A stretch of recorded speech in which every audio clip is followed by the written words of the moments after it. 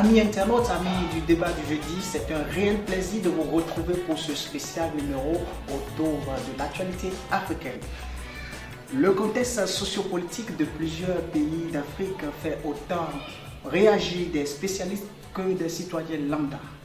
Les crises maliennes et tchadiennes, le départ annoncé de l'armée française du sol malien ou encore la question de l'immigration sont des sujets clés en ligne de mire. L'Afrique subsaharienne et ses défis actuels, c'est le thème que notre invité va essayer de passer au peigne fait pour votre grand bien.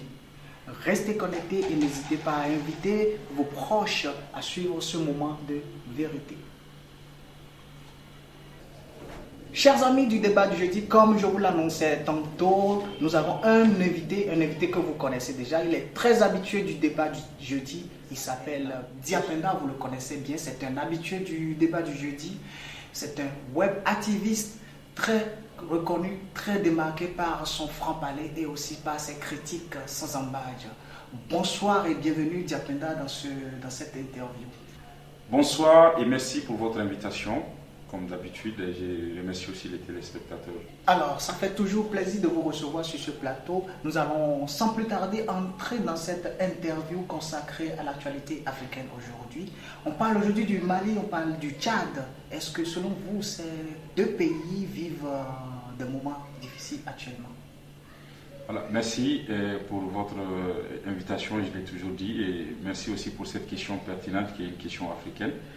Et effectivement, il n'est secret pour personne aujourd'hui, le Mali et le Tchad, y compris la sous-région, donc vivent tous des moments très difficiles suite à cette déstabilisation de la sécurité de certains de ces deux pays, qui aujourd'hui est vraiment une chose réelle qui est au-dessus de même les États. Donc c'est quelque chose qui complique et qui effraie certaines populations. Ils sont vraiment en danger et ils vivent aussi des situations et des moments très difficiles.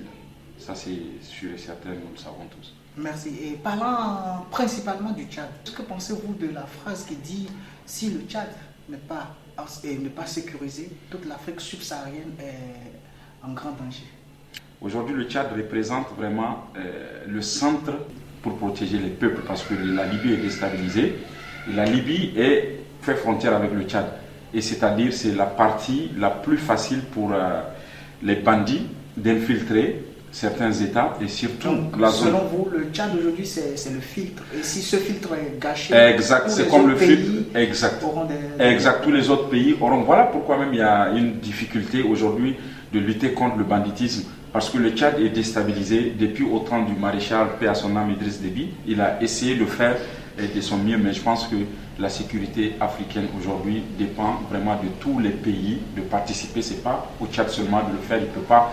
Et je pense que nous n'avons pas une politique militaire assez solide et assez vraiment africaine pour défendre nos intérêts et faire vivre et revivre toujours nos sécurités de nos pays et de nos territoires. Justement, quand vous parlez du fait que l'Afrique n'est pas encore organisée pour avoir, c'est-à-dire, comme vous le dites, en vos thèmes, je vais employer vos thèmes, il n'y a pas encore une politique solide pour permettre de sécuriser toute l'Afrique. Et voilà que le soutien dès le départ qu'est la France a annoncé le départ de ses militaires du sol malien. Et comment qualifiez-vous cette annonce de l'État français? Bon, moi, personnellement, en tant qu'Africain, en connaissant vraiment la France, ça c'est quelque chose que moi, ça ne m'étonne pas parce que la France, elle n'était même pas là depuis. La France, elle est partie depuis. La France est partie parce que si la France était là, je pense qu'on n'allait pas assister à tous ces désordres qui sont organisés. Donc la France, si elle me dit qu'elle est partie, donc elle est partie depuis les années 60, la France n'existe pas. Elle détient seulement la conscience de quelques individus, hommes politiques d'Afrique désespérés, qui pensent qu'en étant les amis de la France et des traîtres envers leur peuple, ils peuvent toujours accéder au pouvoir et bénéficier de la force du peuple. Donc voilà pourquoi toujours les gens pensaient que la France était là. Mais aujourd'hui, le monde entier est au courant que la France, elle n'existait jamais, elle n'a jamais existé. Elle est là juste pour se mettre des désordres en Afrique et déstabiliser les frontières à travers les accords militaires qu'elle signe, farfelus même parfois que je peux dire, avec certains États pauvres et désespérés. Mais sinon la France n'est pas là pour aider et la France elle est partie depuis les années 60. Merci beaucoup de votre intervention. Comme je l'annonçais à nos internautes dès le début, vous n'avez pas votre langue dans la poche, vous allez toujours sans circonlocution en matière de critique. Effectivement, il faut dire ce qu'on pense, et ce qu'on vit aussi. Cela est prouvé par vos propos, mais donc on parle déjà de tentatives d'accord entre le Mali et la Russie, même si cela n'est pas encore bien sûr officiel. Est-ce que vous pensez qu'une présence militaire russe suffirait pour sauver les Maliens de cette poudrière? En tant qu'Africain, comme je l'ai toujours dit, je pense que les relations existent partout, les amitiés, aujourd'hui des alliances, des accords, ça existe. Mais je pense que l'armée russe à elle seule ne pourra pas aider à elle seule aujourd'hui à jouer vraiment le gendarme ou le défenseur aujourd'hui des terres africaines. Il faut qu'il y ait une participation de l'armée africaine, de la jeunesse africaine. Il faut vraiment qu'on essaie de mobiliser toutes nos forces, d'unir, c'est-à-dire aujourd'hui toutes nos forces et passer à une sensibilisation de la jeunesse africaine et que l'armée africaine soit solidaire et que le peuple puisse appuyer cette armée républicaine pour arriver aujourd'hui à apporter aussi son soutien pour que la Russie puisse vraiment faire ce qu'on attendait.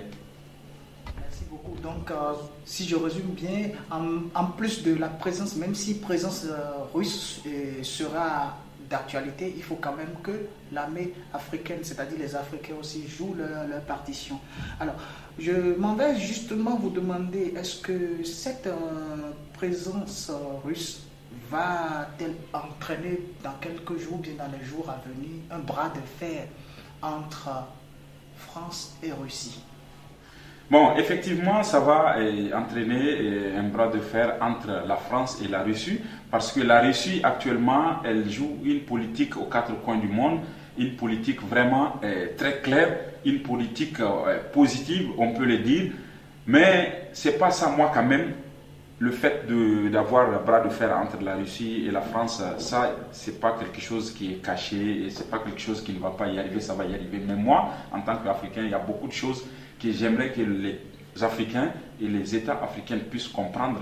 Aujourd'hui, il ne s'agit pas tout simplement de faire partir la France et faire venir la Russie sans pour autant prendre nos précautions pour éviter ce qui est arrivé avec l'Afrique et la France, et que cela puisse arriver aussi, on ne sait jamais, parce que si un peuple confie plutôt sa nation, ou bien la sécurité de son peuple, il la sous-traite avec certaines armées, et je pense qu'elle a fui sa responsabilité.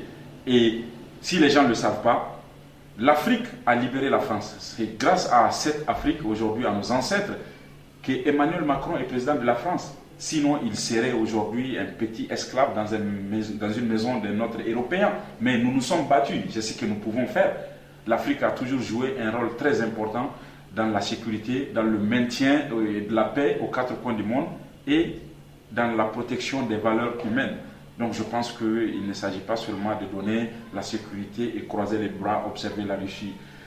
Je suis pour qu'on change. Vous avez peur que la Russie aussi se transforme plus tard en un partenaire un peu véreux, si on peut le dire? Tout ce qui se passe, c'est l'arme, c'est les armes. C'est les armes qu'on fait rentrer dans nos nations. C'est ce qui fait qu'aujourd'hui, nous avons vraiment plus de désordre. Donc la Russie, elle va faire entrer des armes. Et une fois que nous acceptons que nos terres soient contrôlées par la Russie totalement, je pense qu'il y aura un temps où nos États ne pourront pas contrôler la présence de l'armée russe et les activités de l'armée russe sur nos territoires. Et c'est là va encore créer un autre problème. Merci. Cela reste encore alors un grand défi. C'est un défi à relever, c'est le plus grand défi de l'Afrique. L'Afrique n'a pas besoin d'aller appeler Poutine ou Biden ou qui que ce soit. L'Afrique a besoin de se réorganiser. Notre histoire est déjà écrite, elle est gravée sur la roche. Il suffit seulement de savoir où est-ce qu'on quitte, d'où vient du point A et on part du point B. C'est très simple. Tout a été tracé par nos leaders, par nos hommes, par nos gouvernants, avant même l'Empire ottoman.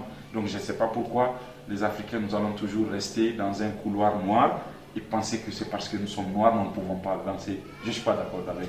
Alors, parlons toujours de défis pour conclure cette interview. Alors, quels sont selon vous les plus grands défis pour l'Afrique aujourd'hui, surtout en matière de la question de l'immigration? La question de l'immigration aujourd'hui, nous le savons tous, c'est vraiment la mauvaise gouvernance qui a poussé à cela. Et on ne peut pas accepter aujourd'hui que l'Europe, parce que ce n'est pas la France seulement, mais certains pays d'Europe, qui sont toujours aujourd'hui pour et qui soutiennent la France dans ses bêtises, dans sa politique machiavélique en Afrique, qui déstabilise les États et qui pousse nos jeunes à aller en Europe. On ne peut pas accepter que les jeunes qui sont en Europe aussi soient persécutés par cette même politique. Parce que si aujourd'hui nous sommes en Europe, c'est parce que chez nous a été déstabilisé par la personne, par l'Europe elle-même. Donc je pense qu'il faut aujourd'hui que les Africains puissent avoir une solidarité. Il faut qu'on essaye de casser les frontières de l'Afrique. Il ne faut pas qu'il y ait des barrières, il ne faut pas qu'il y ait plusieurs passeports en Afrique. Il faut qu'il y ait un seul passeport pour tous les Africains. Il faut qu'il y ait une politique unique pour tous les Africains. C'est vrai, nous n'avons pas les mêmes problèmes. Nous n'avons pas les mêmes saisons, nous n'avons pas les mêmes, c'est-à-dire paysages. Mais quand même, nous avons le même sang et nous avons les mêmes valeurs. Il faut que l'Afrique comprenne. Aujourd'hui, un Nigérien doit vivre à Abidjan tranquillement. Un Béninois doit gagner sa vie au Rwanda tranquillement. Il faut que l'Afrique, partout où est-ce que tu es, tu sens que tu es chez toi. Alors, je vous remercie, Diapenda, de nous avoir livré votre opinion sur l'actualité africaine à travers cette courte interview. Merci. Et j'espère vous recevoir sur nos plateaux dans les semaines prochaines. Inch'Allah, merci pour votre invitation. Voilà. Alors voici, amis internautes, c'est ainsi que s'achève dans notre interview avec Diapenda, le web activiste qui n'a pas sa langue dans la poche, vous l'aurez remarqué. Je vous donne rendez-vous dans une autre interview très bientôt.